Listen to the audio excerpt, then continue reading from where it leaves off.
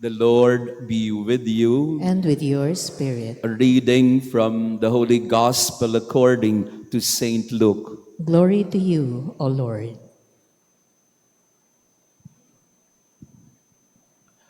The 72 disciples returned rejoicing and said to Jesus, Lord, even the demons are subject to us because of your name. Jesus said, I have observed Satan fall like lightning from the sky. Behold, I have given you the power to tread upon serpents and scorpions and upon the full force of the enemy, and nothing will harm you. Nevertheless, do not rejoice because the spirits are subject to you, but rejoice because your names are written in heaven.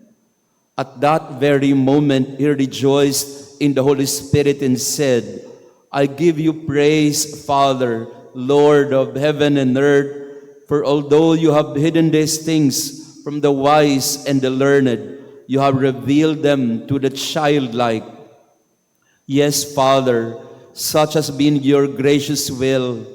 All things have been handed over to me by my Father. No one knows who the Son is except the Father, and who the Father is except the Son, and anyone to whom the Son wishes to reveal him. Turning to the disciples in private, he said, Blessed are the eyes that see what you see. For I say to you, many prophets and kings desired to see what you see, but did not see it, and to hear what you hear, but did not hear it. The Gospel of the Lord. Praise to you, Lord Jesus Christ. Please be seated. Praise be Jesus Christ. Now and forever. Good morning, dear friends. Magandang umaga po. Pakibati din ng good morning ang ating mga kasama ngayong umaga. Beautiful day to celebrate the memorial of Saint Francis of Assisi. And to our online parishioners, thank you also for praying with us. Hindi ko po alam kung nagdala kayo ng inyong mga pets. Yan. So later, after the Mass, we will bless them. We can learn so much from Saint Francis of Assisi. Primarily, three things. Francis taught us about radical poverty. We know the life of Saint Francis before his conversion. He came from a wealthy family. His father was a very wealthy man and, of course, influential at the same time. And Francis himself was a man of the world. He wanted to be a knight. He wanted to be famous like Saint Ignatius of Loyola. Both of them had the same background. Mayaman, maambisyon, mayabang. Doon nagsimula si Saint Francis.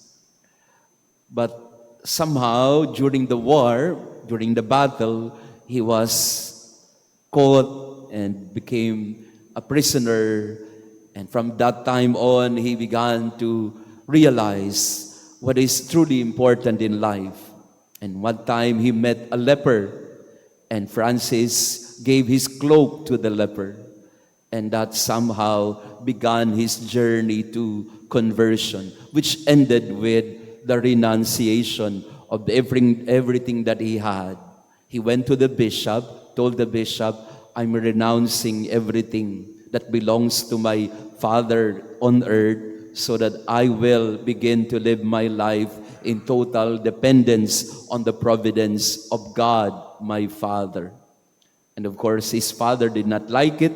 Ayon ang tatay niya, kaya in a very dramatic way, I think you know the story, in a very dramatic way, Francis stripped himself naked, iniwanan pati yung kanyang damit para ipakita sa tatay niya na I am renouncing all these worldly possessions, all this wealth that the world gives, so that I begin to live my life in absolute confidence, reliance on providence. He became a mendicant, naging tagapaglimos o namamalimos para ipakita sa mga tao na hindi natin kailangan ng kayamanan para tayo ay maging mapayapa o maging masaya sa buhay.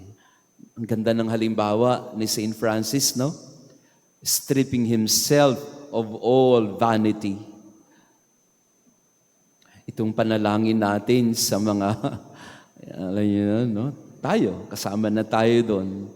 We are too addicted to money. We are too addicted to gadgets and possessions, nice clothes and watches and shoes and cars and houses and all these things. We are all enamored by it, obsessed even. No, marami sa atin ay obsessed, no, sa relo. Parang pare-pareho naman nagbibigay ng oras yan, pero gusto natin talaga milyones yung relo natin, no?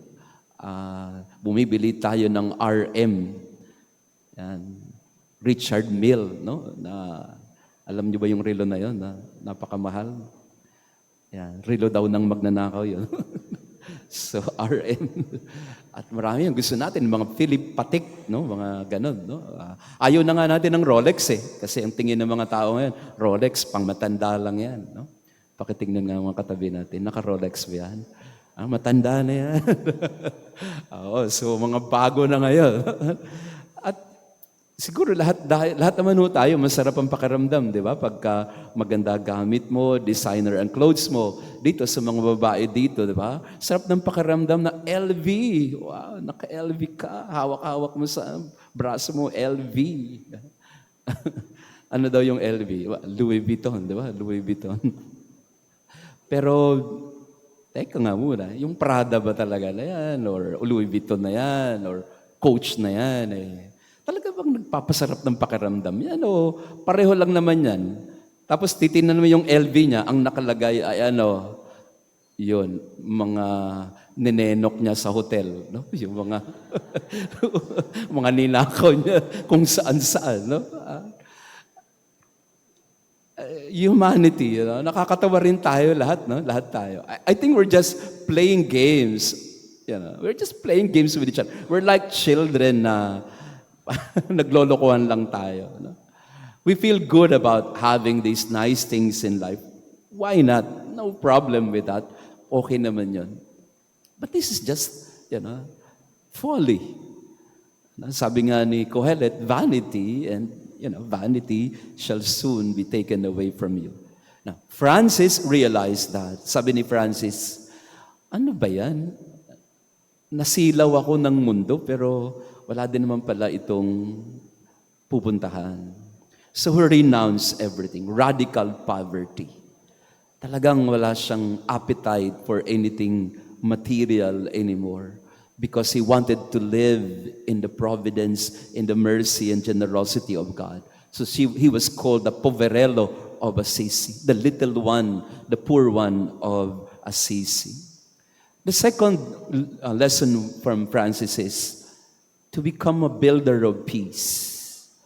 So he was living in extreme poverty, but he also wanted to bridge peace. At that time, there was the Crusades. Nag-aaway yung mga Muslim at ang mga Kristiyano. So one time, I think you know the story, ginawa ni Francis, lakas loob, pinuntahan niya yung isang sultan sa may Egypt. Wala siyang dalang weapon, walang sword or nothing whatsoever. Pinuntahan niya yung sultan. Tang sabi niya, I'm here, I'm a brother, I am your brother. So takad-taka yung Muslim, no? Sinong siraulo na to na pupunta rito na walang ano? Kaaway nila noon ang mga Crusaders, no, in the Holy Land. Nagtutunggalian sila noon, papatayan sila noon. Pero si Francis did not mind all these wars going on, wanted to go straight to the head of the Muslim world, at least at that time. And he wanted to talk to him, dialogue with him, talk to him out of war into peace. He did not convert the Sultan, but he was able to break through the barrier of animosity and hostility. Bilib na bilib sa kanya yung sultan. Sabi niya, bigyan niya ng free pass ang mamang ito. Saan pumunta man dito in the Muslim world, walang gagalaw sa kanya. Sagot ko siya. So Francis was the only one who could talk to the Muslims, to the so-called enemies, because he got the trust and confidence of the leader of the Muslims at that time. He was a builder of peace, not of hostility and anger and war. At maganda itong halimbawa sa panahon natin ngayon kasi puro gera, left and right. No, when in fact Francis showed us the way, dialogue, human fraternity, respect for each other. You don't have to force them to become Christian, but you can witness to them the life of the love of God. The love that is in your heart, you try to not preach to them, but reach out to them as a brother, as a sister. So Francis lived radical poverty, but not only that, he also learned to reach out to the enemy, loving them to forge peace, poverty to peace. And of course, lastly, we know the most important, significant contribution of Francis in our time today. Early on in the 12th century, pinakita na ni Francis na hindi pwedeng abusuhin ang kalikasan. In his Canticle of Creatures, tinawag niya ang lahat na brother sun, sister moon. Kapatid niya ang mga puno, kaibigan niya ang mga bundok, ang mga ilog, ang mga hayop, kinakausap ni Francis. I think you know his story of the Wolf of Gubbio. I don't know kung narinig niyo na. Francis in the Wolf of Gubbio. Yan, wolf. Ang kamag-anak ng Wolf of Gubbio yan, yung aso. Sumagot siya. Wolf. Wala. So in the Wolf of Gubbio story, I think, mababalaho kasi ako ng matagal, 1 month, kaya hinahabaan ko ng konti. Okay lang ba sa inyo? So in the Wolf of Gubbio story, there was this wolf that was destroying the property of a town in Gubbio. No? Sinisira niya lahat at kanyang tinatakot yung mga tao. Hindi makalabas ang mga tao. They were so afraid of the wolf, no? The very violent and wolf that was damaging all their land and property. Ginawa ni Francis, pinuntahan yung wolf, pinuntahan yung lobo, kinausap ang lobo. Now, bago pa yung mga dog whisperer na yan, ang mga kung sinong dog whisperer na yan, Francis was able to communicate to the wolf. And he told the wolf, "Brother wolf, why are you doing this to the people? It's not good." And the wolf communicated to Francis and told Francis, "Because they are not feeding me. They treat me as an enemy. Every time I approach people, they hit me, they hurt me. So what do? I retaliate. I'm a wolf." So sabi ni Francis sa wolf, "I'll make a deal with you. I'll talk to the people. I'll tell them what you said to me. And you promise me, you will not destroy their property anymore." Okay, deal. Nakipag-deal ang wolf kay Francis. So, kinausap ni Francis ang lahat ng mga mga nasa town na yun and told them, ito yung sinasabi ng wolf. Huwag nyo naman siyang saktan. Pakainin nyo lang siya. Bigyan nyo lang siya ng makakain. He'll not destroy anything anymore. And that's what the people did. Fed the wolf, and the wolf in return did not retaliate or destroy their properties anymore. So Francis was able to communicate. Not because he had superpower, but because his heart was connected with everyone. Before we thought of integral ecology, where everything is connected, Francis lived that already in the 12th century. And so it's important that we learn from this man, this Poverello of Assisi. We learn from him the humility of heart, the simplicity of life. We learn from him the ability to connect with everyone, not looking at anyone as an enemy, but as a brother or a sister to be loved, to be cared for. In his humility, he was able to praise God. Praise be your name, O God, in all creation. In the gospel today, the disciples were so proud of themselves. Nagawa namin ang mga kababalaghan, napapagaling namin ng mga may sakit, naging mayabang sila. And Jesus had to remind them, no, it shouldn't be like that. Huwag kayong maging mayabang kahit nakakapagpagaling kayo. Do not be blinded by your powers. Rejoice instead that your names are written in heaven. Keep yourself grounded on the reality that everything we do is for the glory of God. Everything that we are is to glorify God. Your life will become a shining witness to the providence, to the mercy, to the love of God for all. So in this Mass, brothers and sisters, we ask the intercession of Saint Francis of Assisi. Lord, help us to live in poverty and simplicity. Lord, help us to become an instrument of peace.